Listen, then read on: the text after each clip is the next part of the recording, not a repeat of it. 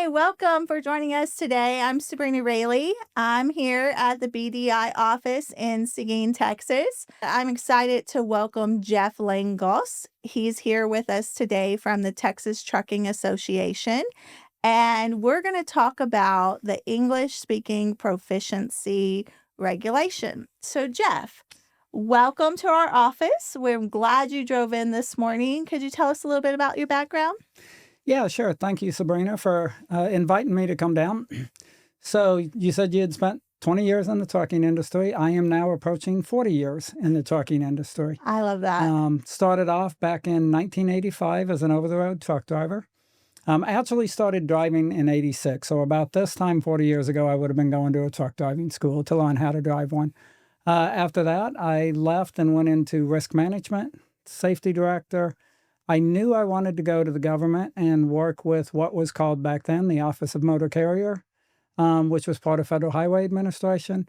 And so I geared myself towards that. So I went to a community college, got an associate degree, but while I was there, taught truck driving, taught regulations, and developed defensive driving class for commercial motor vehicle. That's amazing. And then I spent the last 28 years with the Federal Motor Carrier Safety Administration and recently retired as the Assistant Division Administrator here in the state of Texas. I'm in awe. You have a great career. Definitely lots of connections in the industry, lots of insight. And I know, I've told you in the past, you're a great speaker, public speaker, and you have a really good understanding of how the regulations impact motor carriers and drivers in our community. And we're super happy to have you here today. I appreciate that. Yeah. So we're going to get started with our first question. Is the English speaking proficiency rule new? Actually, no. The English language proficiency rule in Part 391 was first put in there back in the 1930s. So it's been around for quite a long time. We're starting to approach, I think it's 90, almost 100 years, because I think it was around the mid-30s that it came into play. Don't quote me on that, No. but it was right in that time frame. So it's not new. What is new is the focus being put on it right now, and officers actually testing it with an assessment at roadside inspections. So it looks new, but actually a lot of people forget. In the early part of the 2000s, the agency did the same thing, and they went away from it and made it not so much of a focus about 2015. So in the last 10 years, it wasn't a focus, and they're just bringing it back. Kind of ramping it back up, re-educating the public. And making it to where it's being tested at roadside and a driver could actually be placed out of service if they do not meet that qualification. Wow. Well, we'll definitely get into that out of service stuff. Our next question on the list is, are motor carriers responsible for hiring drivers who can speak the English language? So the basic answer to that is yes. Motor carriers are responsible to make sure that they operate safe. And that includes qualification of drivers along with vehicle maintenance and everything else. And English language proficiency is just one of the requirements for driver qualification. Motor carriers hold a responsibility to the public to make sure that all of their drivers can read and speak, read signs, know what road signs say, no different than all of us. And that's just part of their responsibility. Nobody wants to see an unqualified driver hauling 80,000 pounds on our highways. Yeah, exactly. Absolutely. When I was in the motor carrier side, a couple of the techniques we would use is one-on-one driver interviews. There's plenty of techniques motor carriers do use out there. How do you feel about the motor carrier using like a road test to know if the driver is proficient in English? So a road test is a required item by the regulations, but there is an exception to it. If you hold a CDL license, the exception is you can use the skills performance test that was done by the state as the road test and just take a copy of their CDL. In that skills performance test, it is a requirement that the states right now perform that whole entire skills performance test in English without an interpreter. And both the examiner and the applicant are supposed to speak in English the whole entire time. With that, if that is happening every time somebody's tested, it should be tested prior to the CDL being issued. Nice, nice. I love that example there because I can figure that'll really hit home for our motor carriers that'll watch this a little later. Yep. Thank you. The third question we have on our agenda today is, should we expect CDL training schools to start including English proficiency as part of their CDL qualifications? So, in Trump's executive order, he said that English proficiency needed to be focused on and that drivers of commercial motor vehicles need to be able to speak and read English. The agency hasn't put anything out as it goes to the schools, so that's a great question. Will the agency do something like that? I don't know. I haven't read anything in the public. However, if you think about what we just talked about, that the skills performance is supposed to be done in English, if they were to come out with something like that,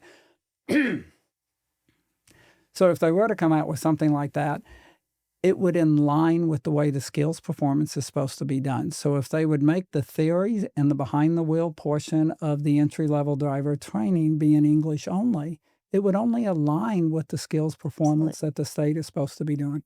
Absolutely. So I love that we can look at it and start from the beginning and then work our way forward. So we're minimizing the impact to our industry.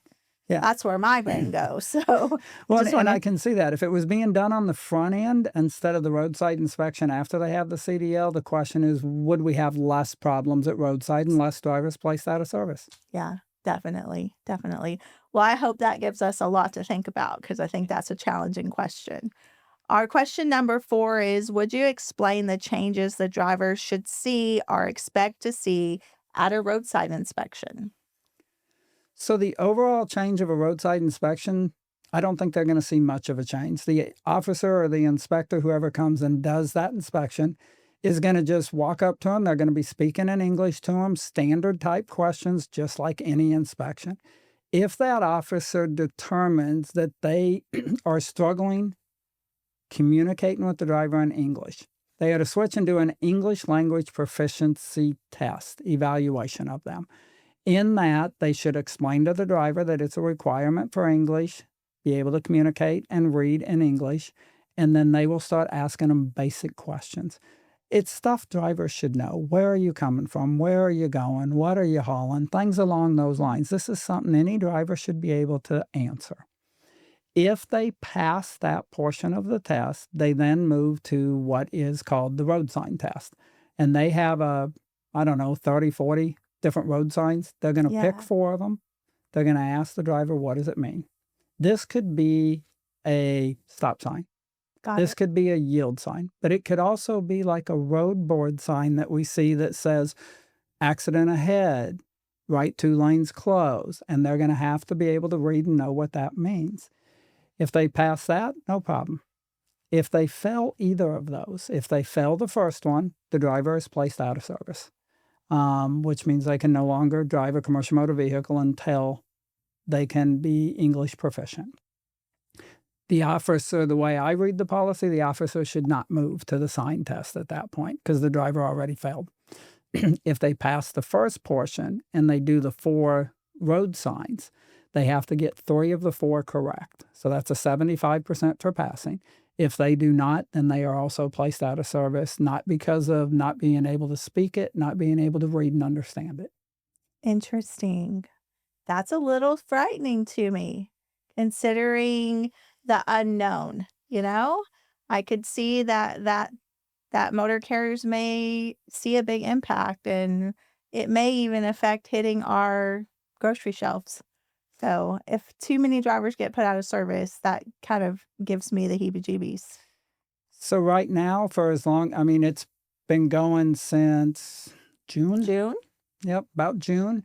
And right now, the last statistics I looked at about 2 weeks ago is we're only looking at about 3,500 drivers that have been placed out of service nationwide. Now, that's also officers learning how to do it and, the slow getting it rolled out. That's part of it. So that could increase.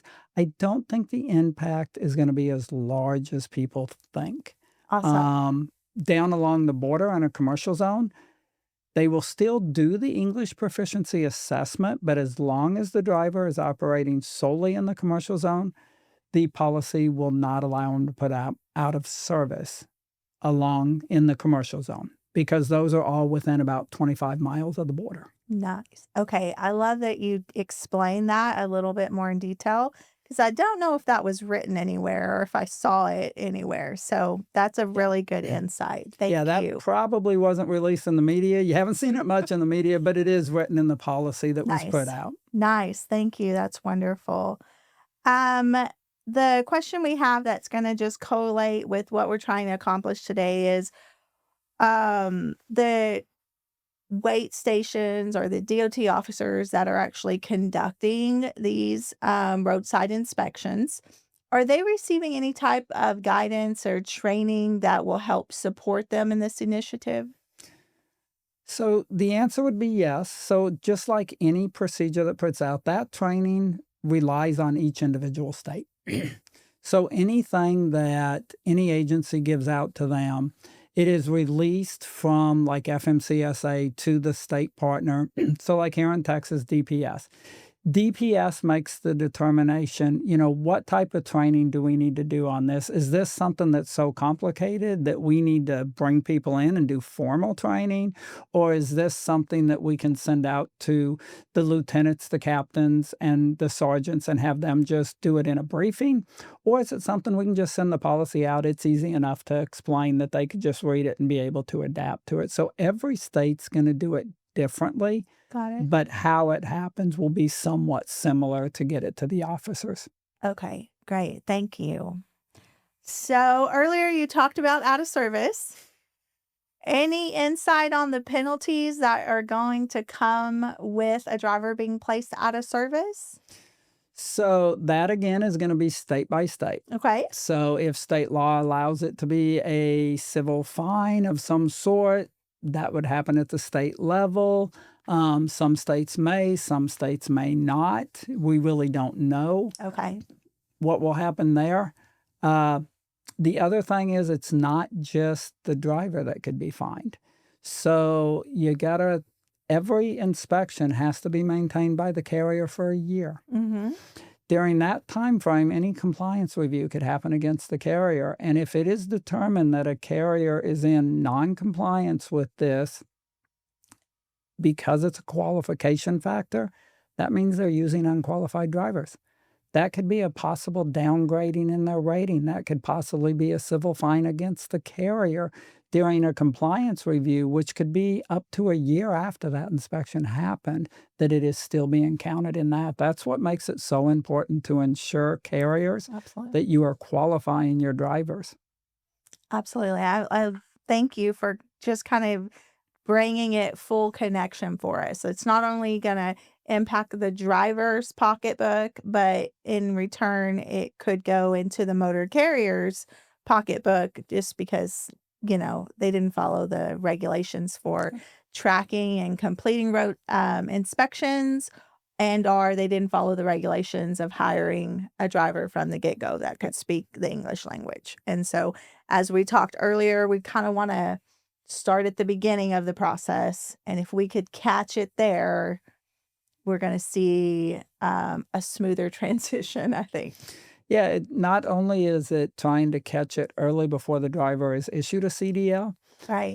that is not proficient and not qualified to have that CDL, but it's also the motor carrier making sure you don't hire that driver. If it's missed in one location and they get the CDL, don't hire the driver. So set up your standards in a way that your interviews are in English with your drivers, that you're doing that English language proficiency assessment during your hiring process. Nice. As well. Yeah.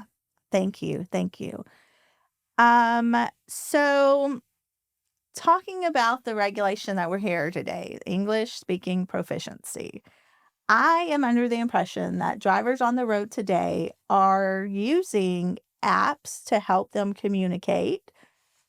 What can you tell me about apps versus the regulation and what we can expect? So the regulation in Part 391 says the person must be able to speak and read the English language sufficiently. That's not an app, that's a person. The policy doesn't specifically address interpreters during roadside inspections, Okay. but an app is not going to be allowed because they're evaluating whether the person can speak and read the English language proficiency. It actually says that the skills portion of the CDL testing must be done in English without an interpreter. And so that is the one place it does say without an interpreter, but that's not roadside. I don't know any roadside officer that's going to say, yeah, pull out your phone and speak into it, because that's not you being able to speak and read it. That's a phone being able to do it, and the phone can't drive for you. Yeah. You know, as you were explaining that to me, my mind went to drivers that are on the road and they have a passenger, and the sole purpose of that passenger is to help them communicate with the shippers and the receivers and the DOT officers. I just wanted to make sure that we're putting out there, if a driver is functioning in that area right now with a passenger helping them work on paperwork or communicate, that's not going to work anymore, right? Well, there's a big difference between communicating with the shipper and the receiver. The truck isn't moving. You're not affecting the public that is driving around you. A phone, being able to talk to them. When I was with FMCSA, our investigators would go do compliance reviews on carriers that did not speak English. It was no big deal for them to pull out their phone and use an app to be able to communicate with them. Nobody's unsafe doing that. Absolutely. But when you're driving the vehicle, is that passenger going to sit there and tell you that there's a no U-turn sign, that the 2 lanes are closed? You know, they can't do that portion. That's why it is important and a qualification factor of drivers to be able to read and speak English. It's to do the things that all of us do while we drive our cars as well. We have to know what everything means that we are reading to be able to drive safely. Thank you. Thank you. I know it just popped in my mind, and I wanted to just ask you that question. I hadn't thought about it before, but I love that you were deep dive with me on that, because I'm sure our drivers and our motor carriers are going to have that same question. What steps should the motor carrier take regarding the English proficiency language and their active drivers currently hired? I would say that any carrier that believes they have a driver that is unqualified, which, keeping in mind, English language proficiency, if they do not qualify, is an unqualified offense for driving a commercial motor vehicle. So any driver you believe is unqualified, the very first thing you should do is get them off the road. Now, once you've done that, you can do all sorts of things. You can train. We're starting to see, if you search the internet, you're starting to see apps and different things come up on English language proficiency. People are developing ways for drivers to be trained. You're seeing community colleges actually start offering classes that are geared towards English language proficiency. Carriers can help their drivers be able to get to that point. We're not saying you have to be fluent in English and sit here and have a conversation like you and I are having right now. That's not what we're saying. Just proficient enough to communicate with the general public, the officers at the roadside, and be able to know and understand the traffic signs that are around you. So you're starting to see things pop up. Nobody is saying these drivers can't ever drive again. Just get to that proficiency, and then you are qualified to drive that commercial motor vehicle. So if you have a current driver, I'm just going to kind of go with this for a minute.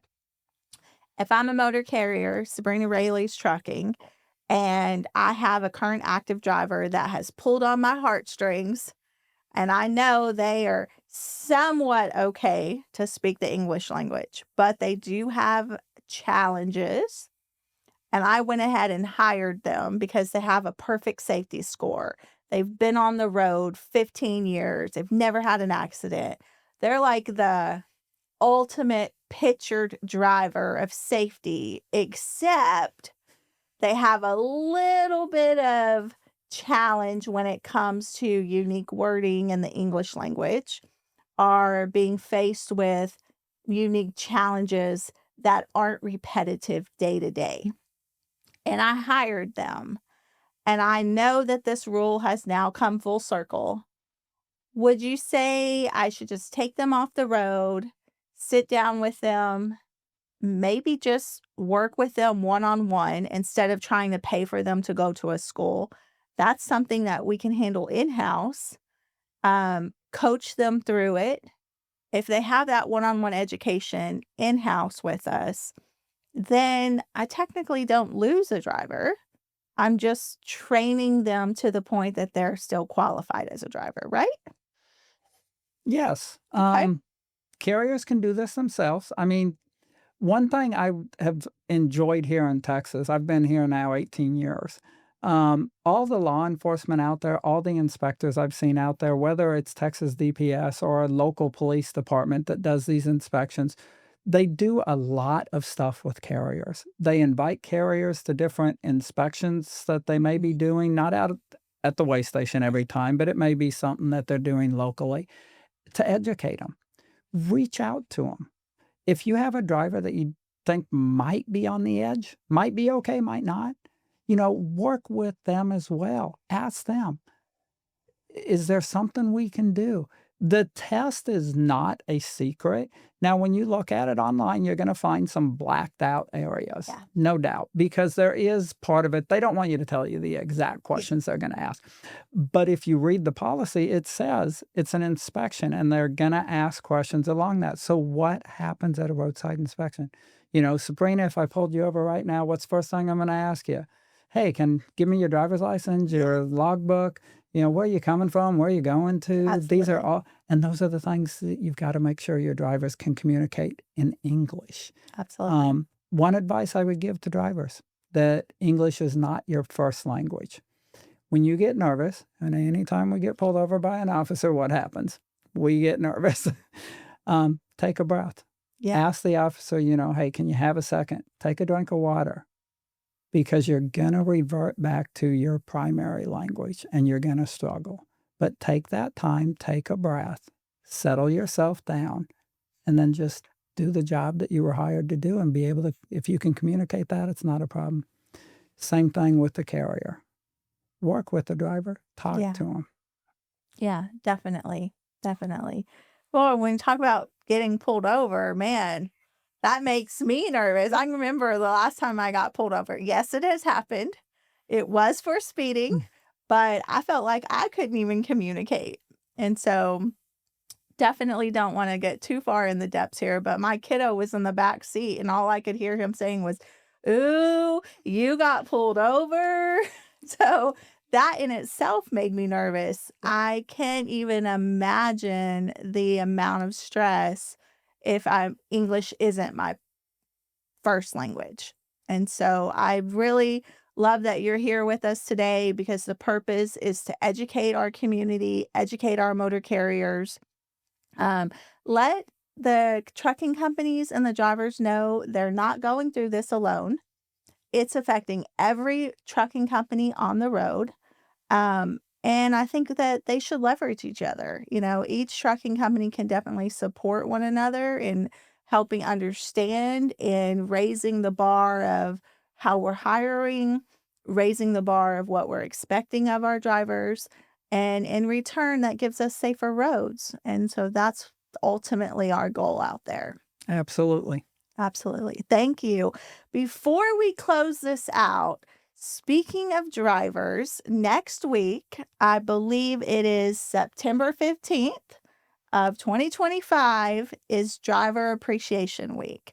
So I just wanted to take a moment and give a plug out to all of our commercial drivers out on the road that help connect each and every one of us, communities, states, regions, and keeping the supply and demand available for every person. And we appreciate you and all that you do out there on the road. Anything else before we close this out? I would like to also, just like you said, with next week being Driver Appreciation Week, from all of us at the Texas Trucking Association, we want to thank every professional and qualified driver out there. for keeping that supply chain and our roads safe. Absolutely. Well, thank you so much for joining us today. And thank you for joining us today. We hope that we can continue to bring educational messages to the public. And please feel free to share our video.